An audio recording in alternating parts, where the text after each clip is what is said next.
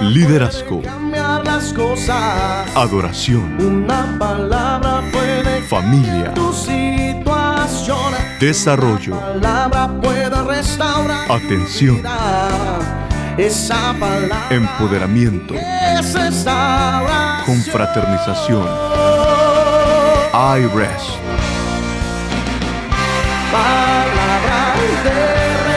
Palabra de restauración, porque una palabra puede cambiar las cosas.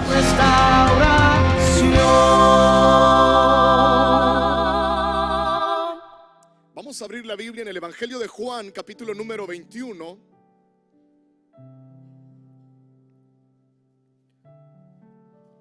Vamos a leer a partir del verso número 2.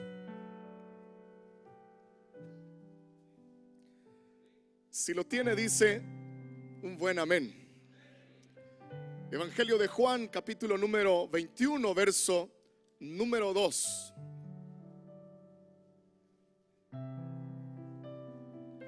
Hay un testimonio que dice: doy gracias a Dios porque hace 10 años no veía a mi hija, pero ya está conmigo. Nos alegramos por nuestro hermano, amén. Verso número 2 nos dice la palabra del Señor: estaban juntos Simón Pedro, Tomás llamado el Dídimo, Natanael el de Caná de Galilea, los hijos de Zebedeo y otros 2 de sus discípulos. Simón Pedro le dijo: voy a pescar. Ellos le dijeron: vamos nosotros también contigo. Fueron y entraron en una barca, y aquella noche no pescaron nada. Cuando ya iba amaneciendo, se presentó Jesús en la playa, mas los discípulos no sabían que era Jesús. Y les dijo: hijitos, ¿tenéis algo de comer? Le respondieron: no. Él les dijo: echad la red a la derecha de la barca y hallaréis. Entonces la echaron y ya no la podían sacar por la gran cantidad de peces. Entonces aquel discípulo a quien Jesús amaba dijo a Pedro: es el Señor.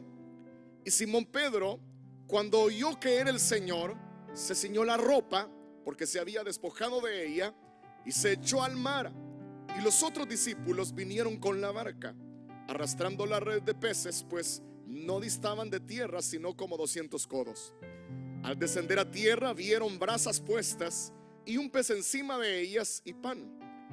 Jesús les dijo: traed de los peces que acabáis de pescar. Subió Simón Pedro y sacó la red a tierra, llena de grandes peces, 153. Y aún siendo tantos, la red no se rompió. Les dijo Jesús: venid, comed. Y ninguno de los discípulos se atrevía a preguntarle: ¿tú quién eres?, sabiendo que era el Señor. Vino pues Jesús y tomó el pan y les dio, y asimismo del pescado. Esta era ya la tercera vez que Jesús se manifestaba a sus discípulos después de haber resucitado de los muertos. Cuando hubieron comido, Jesús dijo a Simón Pedro: Simón, hijo de Jonás, ¿me amas más que estos? Le respondió: sí, Señor, tú sabes que te amo. Él le dijo: apacienta mis corderos. Volvió a decirle la segunda vez: Simón, hijo de Jonás, ¿me amas? Pedro le respondió: sí, Señor, tú sabes que te amo. Le dijo: pastorea mis ovejas. Le dijo la tercera vez: Simón, hijo de Jonás, ¿me amas? Pedro se entristeció de que le dijese la tercera vez: ¿me amas? Y le respondió: Señor, tú lo sabes todo. Tú sabes que te amo. Jesús le dijo: apacienta mis ovejas. De cierto te digo, cuando eras más joven te ceñías e ibas a donde querías, mas cuando ya seas viejo, extenderás tus manos y te ceñirá otro y te llevará a donde no quieras. Esto dijo, dando a entender con qué muerte había de glorificar a Dios. Y dicho esto, añadió: sígueme. Amén. Vamos a dejar hasta ahí la lectura. Por favor, tomen su asiento, si son tan amables. Esta porción de la palabra de Dios se ubica después de la muerte del Señor Jesucristo y la resurrección. Los discípulos habían quedado en una situación bastante complicada, porque durante 3 años y medio aproximadamente ellos se habían acostumbrado a convivir plenamente con el Señor Jesucristo. Él les lideraba, pero había una dependencia que se había desarrollado, puesto que el Señor velaba y decidía, por ejemplo, a dónde tenían que dormir, qué es lo que tenían que comer, a qué región tenían que dirigirse. Y si habían problemas, si habían necesidades, el Señor era quien estaba siempre pendiente de responder, de resolver. A veces pues el Señor les daba alguna indicación sencilla que cualquiera podía pues ver como normal, pero en otras ocasiones era la sobrenaturalidad de Jesús la que sacaba adelante de algunos conflictos, poniendo en claro de que Él es el Todopoderoso. Los discípulos, por supuesto, se habían acostumbrado a esto, pero cuando Jesús fue prendido y llevado hacia la cruz y murió, ellos prácticamente se quedaron en una condición de vacío, y aunque continuaron reuniéndose, no obstante, pienso que había en el corazón de ellos ciertas dudas, ciertas preguntas sobre el rumbo que todo esto llevaría. El golpe de la muerte todavía ellos pues a lo mejor no lo superaban, lo habían visto morir. Y aunque ya el Señor se había presentado como aquel que vence la muerte, les digo, ellos todavía no entendían por qué el Señor los había dejado agrupados o en comunidad, de tal manera pues que estaban pendientes como sobre qué tenían que hacer en el futuro. Entonces dice la palabra de Dios en esta ocasión que Pedro les dijo a los demás: voy a pescar. Debemos recordar que el carácter de Pedro desarrollaba cierto liderazgo sobre las demás personas, y lo que él hacía repercutía en las decisiones de quienes le escuchaban, de tal manera que en este momento se deja ver bien fácilmente el liderazgo de Pedro, pues él dice: voy a pescar, y los demás le dicen: bueno, pues vamos contigo. Hay que recordar que Pedro, antes de seguir a Jesús, se dedicaba a la pesca. Él era un pescador junto con Juan y otros que de igual manera habían dedicado toda su vida a la pesca. Y ahora pues era fácil, era sencillo regresar a la pesca. Quizás tenían unos 3 años y medio de no pescar, pero habían tenido toda una vida para desarrollar las habilidades de pescadores, de tal forma que no era ningún problema. Ellos estaban ahí reunidos, ellos estaban quizás con hambre. El que les saciaba, el que les sustentaba, ya no se encontraba, aunque había resucitado, pero ya no estaba de igual forma como antes con ellos. Entonces Pedro, quizás sintiendo hambre, dice: bueno, pues yo lo que puedo hacer es pescar para no morirnos de hambre. Así es que, muchachos, yo me voy a pescar. Y los demás lo siguen. Cuando pensaba en esto, pensaba en el hecho de que Pedro quizás no se había ubicado sobre la nueva condición que tenía cuando recibió el llamamiento de parte de Cristo Jesús. Jesús en el principio le dijo: sígueme, y a partir de hoy serás pescador de hombres. Eso es lo que el Señor Jesucristo le dijo a Pedro. Es decir, le estaba diciendo que él ya no sería un pescador común y corriente, sino que ahora estaba siendo contratado por el Dios Todopoderoso a una misión maravillosa. Y eso, hermanos, igualmente nos ha pasado a cada uno de nosotros que le hemos entregado nuestra vida a Cristo Jesús. ¿Cuántos ya le entregaron su corazón al Señor? Levante la mano. ¿Puede dar un buen gloria a Dios por eso, por favor? Es maravilloso poder recibir el perdón y la misericordia del Señor. Pero hay que entender que nosotros hemos cambiado de posición.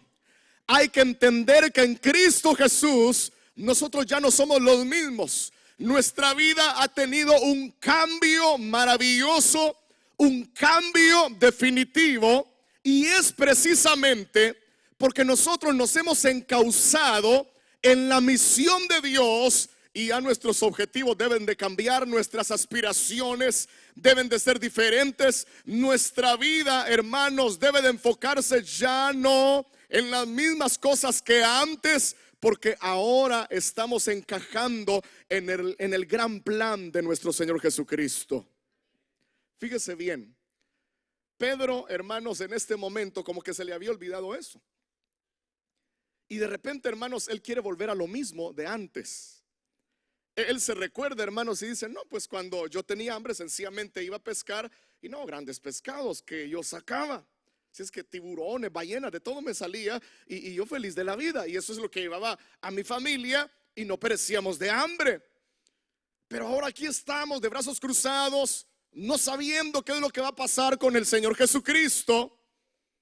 Entonces yo mejor me voy a pescar, porque si no nos vamos a morir de hambre, decía Pedro. Y el problema es que Dios ya lo había sacado de esa vida a la cual él no tenía que regresar más. Él tenía que estar esperando la instrucción de Dios. Él tenía que estar dependiendo de la guianza del Señor. Él no tenía que moverse.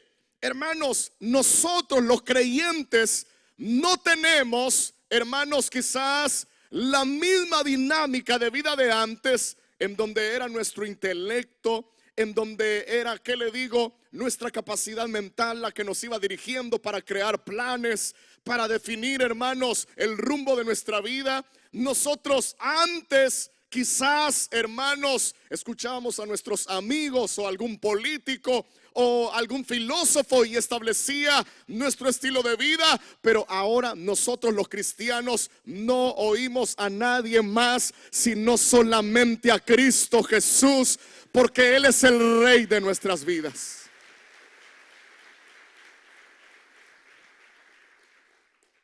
Pedro se lleva a todos, se los arrastra en un error, porque no tenía que estar ahí. Él tenía que estar pendiente de Cristo Jesús.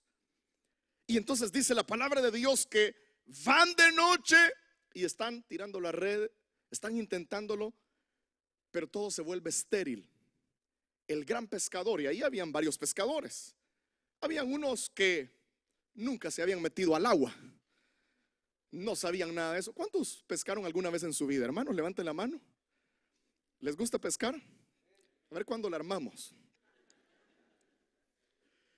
Pero el que no sabe pescar, ese ni resfriado va a ir a pescar. El que sabe pescar, ese disfruta de la pesca. El silencio, la paciencia, las estrategias, las técnicas, es que todo lo disfruta. Pero imagínense, Pedro, todo un hombre formado en el mar, con años de experiencia, ahora estaba viendo la esterilidad. No había, hermano, pesca. Toda la noche estuvieron intentando. Toda la noche estuvieron ahí tratando de agarrar algo y no les salía nada. Y él, quizás, como usted lo puede ver en los evangelios, Pedro, bueno, en El Salvador así decimos, Pedro era un bocón. A él le gustaba hablar, hablaba de más muchas veces. Y yo me imagino que en el camino él les iba diciendo: no, pues yo tengo una técnica, yo lanzo así la red de tal manera que un montón de peces agarro, y yo utilizo esta carnada. Y quizás aquel hombre hablando grandezas y cosas, y cuando estaban ya en medio del mar intentando, no pescaban, pero ni chimbolos. Hermano, no le salía nada. Es que aquel hombre intentaba y todo era infructuoso. Y quizás los demás comenzaban a desesperarse. Bueno, ¿y qué estamos haciendo acá?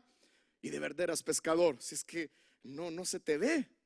Aquí hemos estado toda la noche Mejor vamos a cazar otro animal porque a vos no te funciona esto. Pero no era, el problema no era que él no tuviera experiencia, que no tuviera conocimiento. El problema era que estaba en el lugar equivocado, porque Dios ya no lo quería haciendo eso. Dios lo había llamado para que fuera su siervo. Dios lo había llamado para que él entregara su vida y se convirtiera en pescador de hombres.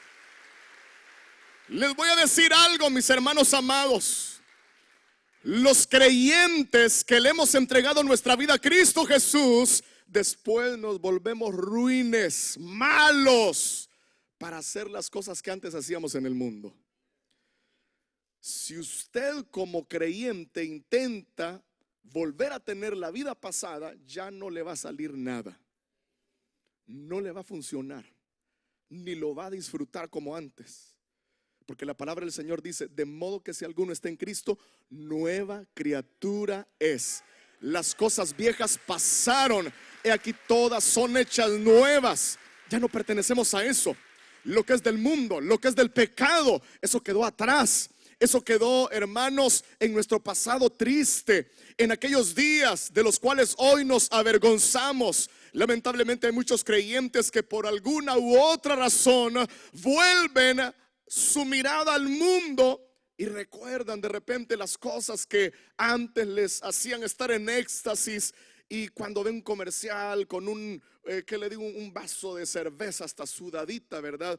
La boca se le llena de agua. Y se acuerdan de las fiestas y de las desveladas que se daban. Y hermano, y de repente comienzan a pensar: bueno, por allá hay un lugar, allá hay un bar, allá hay un restaurante bonito donde yo he visto que tiene un montón de botellas de vino. Quizás voy a ir, dicen que pasa las 24 horas abierto, así es que se duerma toda esta gente, mi familia, y me voy. Y hasta comienzan a planear. Y hay algunos que se acuerdan de las aventuras que tenían, el montón de mujeres que tuvieron, las colecciones que hicieron ahí en los países de procedencia.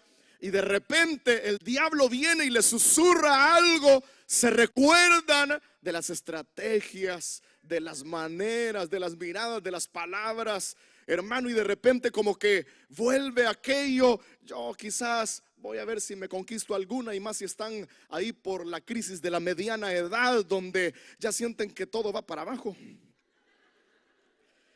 Y que ponen primera a veces para levantarse de la silla y no se regresan. Que amanecen con un dolor aquí, al siguiente día con otro dolor por allá. Y no, hombre, y dicen: no, pues yo todavía la hago, dicen. Yo me voy a ir a conquistar a una jovencita para demostrar que de verdad todavía tengo la chispa. Porque esas edades son bien peligrosas.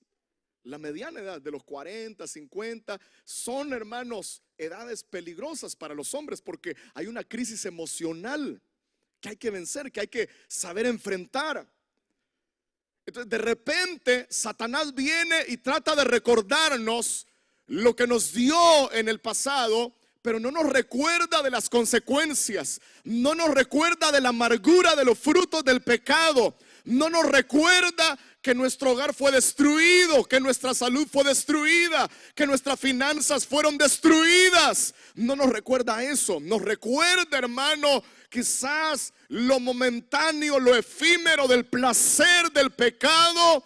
Pero hermano, uno muchas veces le pone atención a eso. Y Pedro quizás decía: yo recuerdo el viento marino, recuerdo la satisfacción de agarrar muchos peces, recuerdo el sabor de la sal del mar, recuerdo muchas cosas, y todo eso le traía nostalgia y ganas de estar ahí una vez más. Y él dice: yo voy a ir a pescar, pero cuando va a pescar, las cosas le salen mal, porque ya no es un hombre común y corriente.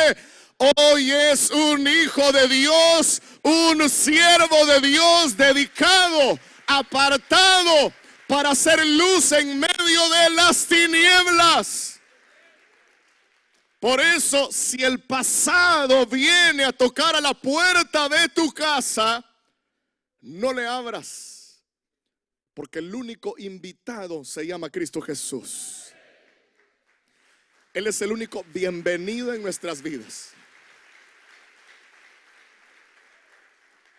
Espera la instrucción de Dios. Espera la dirección de Dios. Y entiende que hoy tu vida, tu capacidad, tus fuerzas están dedicadas para el Señor, no para otra cosa. Lo que tienes que pensar es cómo poder aplicar toda tu vida para la gloria de Dios. Fíjese, dice la palabra de Dios que pasaron toda la noche intentando y ellos estaban derrotados. Y de repente, cuando, hermanos, ven a la orilla, el Señor Jesús se les aparece, porque Él es misericordioso, hermanos. Y Él está con nosotros aún en nuestras derrotas, en nuestros fracasos. La palabra del Señor dice que aunque nosotros seamos infieles, Él permanece fiel, dice la palabra de Dios. Muchas veces le vamos a fallar al Señor, pero Dios ya lo vio. Ya lo visualizó el Señor. Antes de que tú le fallaras al Señor, Él ya lo había visualizado. Por eso Dios no se sorprende de nuestras faltas. Pero lo importante es que nosotros nos recuperemos de eso. Entonces dice la palabra de Dios que Jesús comienza a preguntarles cuando iba ya amaneciendo. Y les dice: hijitos. Fíjense la ternura del Señor, la misericordia de Dios, la bondad de Dios, porque Él nos tiene paciencia, Él nos tiene compasión. Él se acuerda que nosotros somos polvo. Él sabe, hermanos, que le vamos a fallar y por eso muchas veces nos recoge como la gallina sus polluelos. El Señor está pendiente de nuestras vidas. Les dice el Señor: ¿tenéis algo de comer? Porque a lo mejor esta fue la motivación que les llevó a esto. El Señor lo sabía, entonces Él quiere solventar el problema. Porque miren, hermanos, muchos no se han dado cuenta, pero la manera de pecar nuestra era muchas veces la forma de responder a carencias emocionales, vacíos que teníamos en el corazón.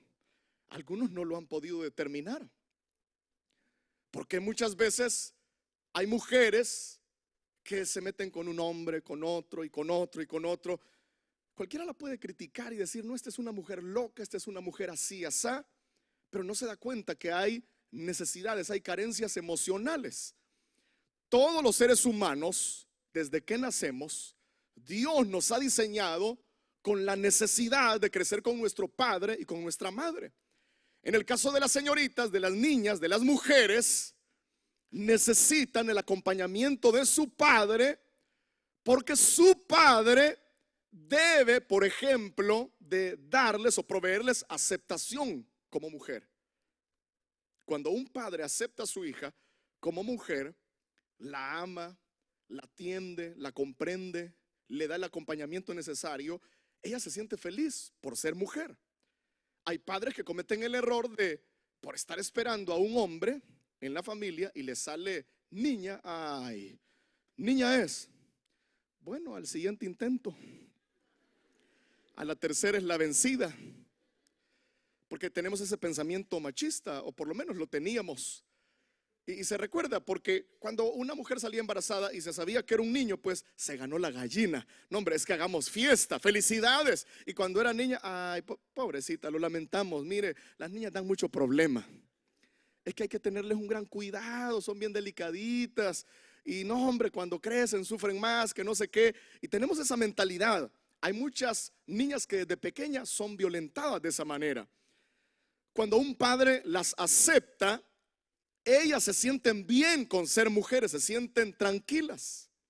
Pero aparte de eso, una niña lo que necesita es el amor expresado por el padre, que las dignifique, que les dé su lugar.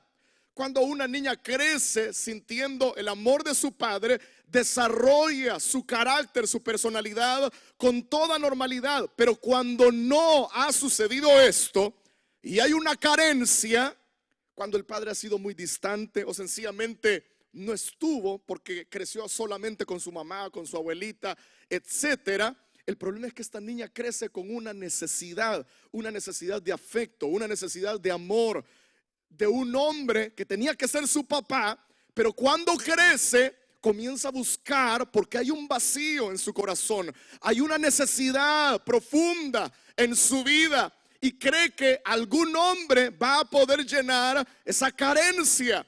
Entonces conoce a un hombre y bueno, se relaciona con ese hombre, le falla, lo abandona o la abandona y luego viene donde otro hombre y así va conociendo un hombre y otro hombre y otro hombre. Pero no es que sea una mujer loca, no es que esté trastornada, no es que esté apasionada por el sexo, sino que sencillamente hay una carencia, hay un vacío en su corazón. Y así como Jesús viene y les dice a los discípulos, ¿tenéis algo de comer? Y pregunta esto porque él sabe que de eso tenían necesidad. Y Él tiene la respuesta, Él tiene la solución. Así como hoy, para alguna mujer que tiene esa carencia en su corazón, quiero decirle que tenemos un Padre celestial que nos ama con amor eterno y puede llenar todo vacío del corazón. No necesita andarlo buscando de hombre en hombre porque le van a fallar. El único que no falla se llama Jesús de Nazaret. Les digo esto porque a veces no entendemos por qué queremos volver al pecado. No entendemos cuáles son las necesidades que nos impulsan y que nos impulsaron en el ayer. A veces nosotros nos descuidamos de estas áreas en nuestras vidas y no lo solucionamos. Somos creyentes, venimos a la iglesia, servimos, pero no resolvemos conflictos que están ahí pendientes.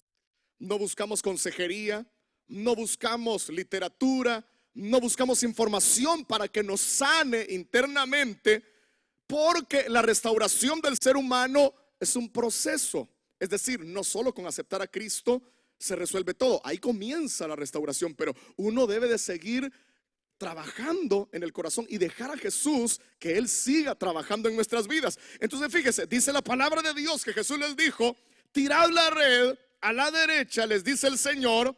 La echaron, dice la palabra de Dios. Hermanos, si es que no podían subir la red al barco, eran demasiados peces. Y claro, nuestro Dios es el Dios que todo lo puede. Él puede dar lo que nosotros necesitamos. Dice la Biblia de que es que era increíble, pero es la misma experiencia del llamamiento de Pedro.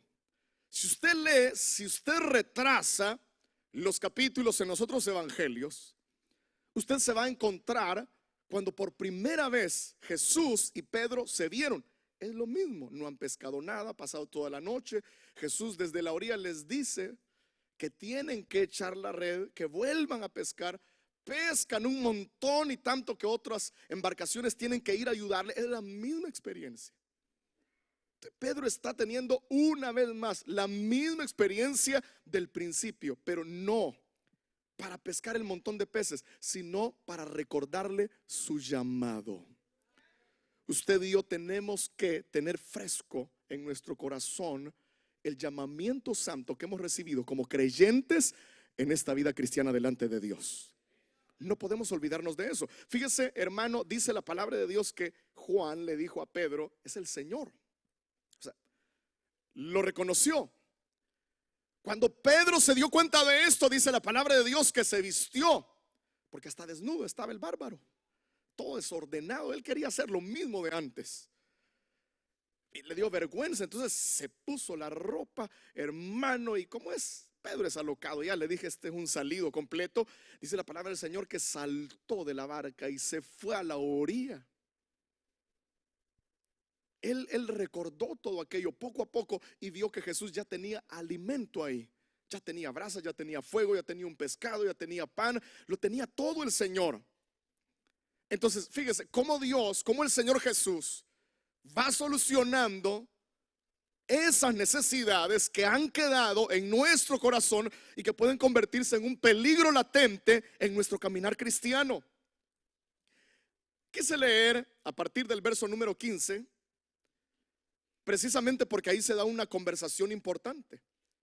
Y dice la palabra de Dios que Jesús habló con Pedro. Le dijo: Simón, hijo de Jonás, ¿me amas más que esto? Pero fíjese, yo ya voy a terminar, hermano, pero quiero que me ponga atención acá, por favor. Porque en el relato del castellano de la Biblia en español, nosotros no podemos ver la riqueza que hay en el lenguaje original en el cual fue escrito la palabra de Dios. Porque usted sabe que el Nuevo Testamento fue escrito en el griego originalmente. Quien escribió el Evangelio de Juan lo escribió en griego. Entonces acá en esta conversación, cuando Jesús le pregunta 3 veces a Pedro: ¿me amas? En el español es la misma palabra que se utiliza: me amas, me amas, me amas. Pero en el griego el Señor Jesús utiliza 2 palabras diferentes.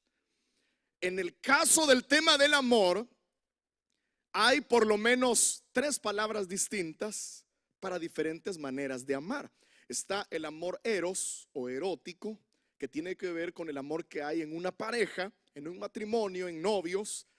Está el amor filial, que es el amor que se desarrolla entre familiares o entre amigos o hermanos de una iglesia por el compañerismo.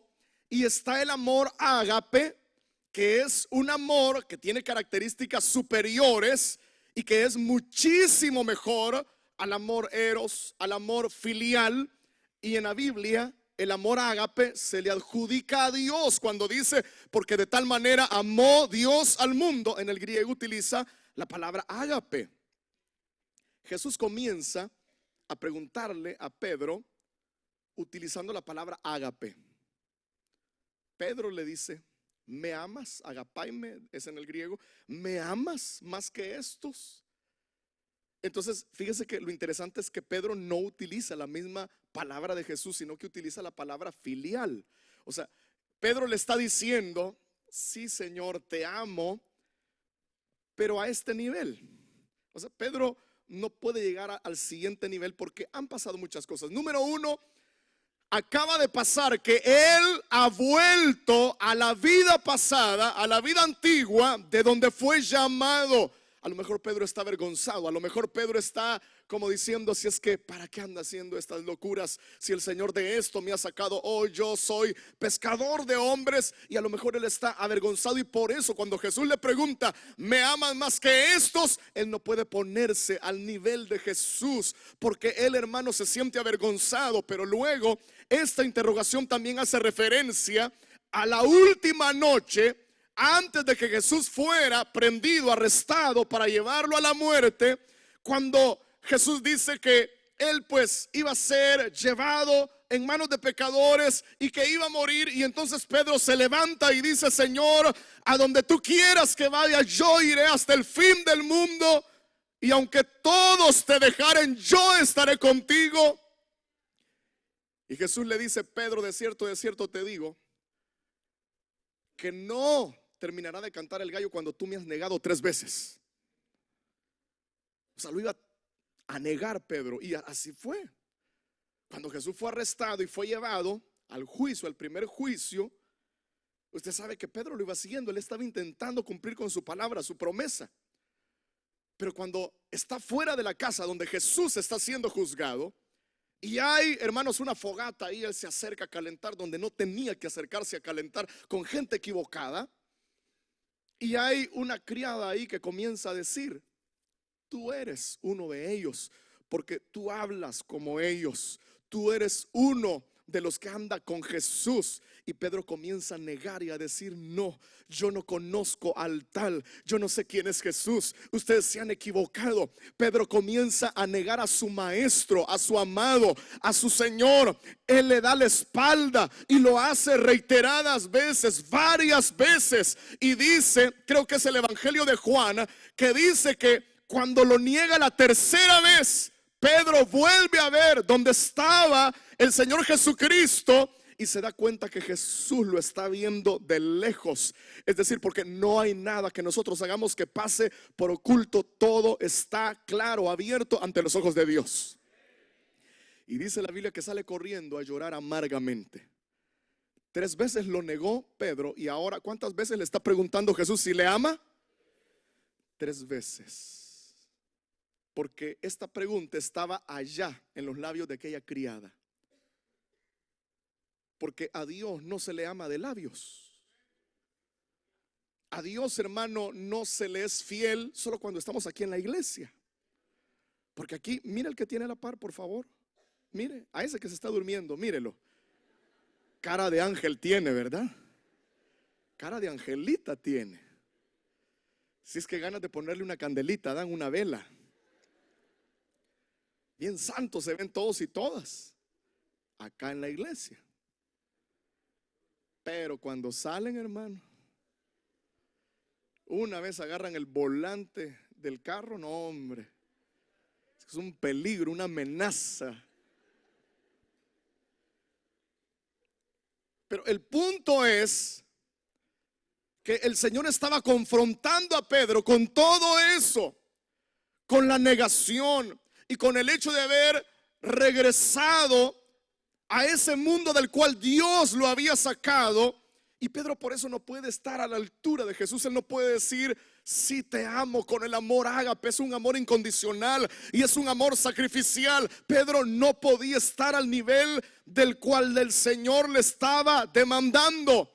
Lo hace 2 veces, pero en la tercera vez es bien interesante, porque en el griego Jesús ya no utiliza la palabra ágape, utiliza la misma palabra de Pedro. El Señor conoce nuestras necesidades, debilidades, vulnerabilidades, y Él se pone, hermanos, a nuestro nivel. Y entonces viene Jesús y utiliza la palabra filial. Es decir, Jesús le dice: está bien, no me puedes amar a este nivel, pero en el amor que tú me ofreces, en verdad me lo estás entregando. Wow, hermano, en el griego esto es espectacular. O sea, es una conversación tremenda. Cuando Pedro escucha eso, dice que se entristeció. Es decir, ya ni le pudo responder como le estaba respondiendo antes, porque Jesús lo está confrontando. Jesús le está diciendo: es que piensa, en verdad estás haciendo como tú dices, hablas mucho pero haces poco. Tú cantas, tú dices gloria a Dios, aleluya, tú te vistes, pareces cristiano, pero en tu corazón hay una contrariedad, no hay sinceridad, no hay honestidad. Yo veo lo que está dentro de ti, no lo que ven los demás. Yo veo tu corazón, tus pensamientos, tus intenciones. ¿Dónde está tu corazón? Tú puedes estar en la iglesia y en la mente puedes estar pecando, puedes estar en el mundo deseando la maldad y lo incorrecto, y ante eso puedes engañar a quien tú quieras, pero hay uno a quien no puedes engañar. Su nombre es Cristo Jesús. Él te conoce tal y como eres.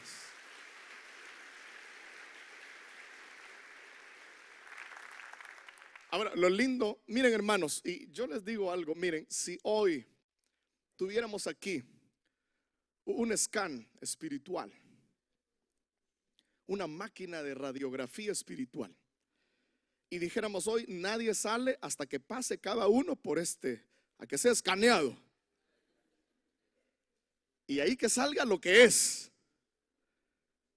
que salgan los pensamientos, las intenciones, los secretos, lo que se hace en oculto, a solas, lejos, en el trabajo, en la casa, encerrado, todo.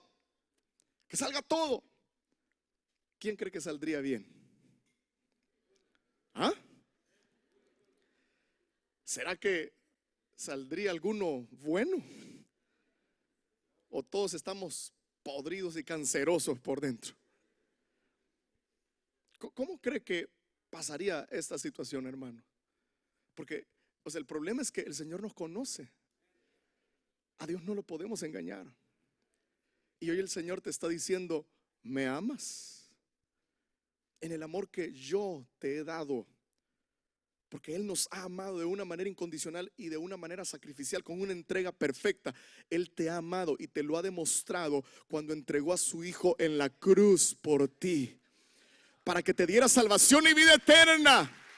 Ahí fue la declaración más grande de amor que hemos recibido de parte de Dios. Pero Él te pregunta en esta hora: ¿tú me amas? ¿Me amas como yo te he amado? Y a lo mejor alguien dirá: no, yo no puedo amar a Dios así como Él me ha amado, no lo puedo amar. Lo puedo amar más o menos. Bueno, te dice el Señor: ok, pero ¿me amas más o menos? Uy, no, ni siquiera a eso llegamos. Ni siquiera medio amor.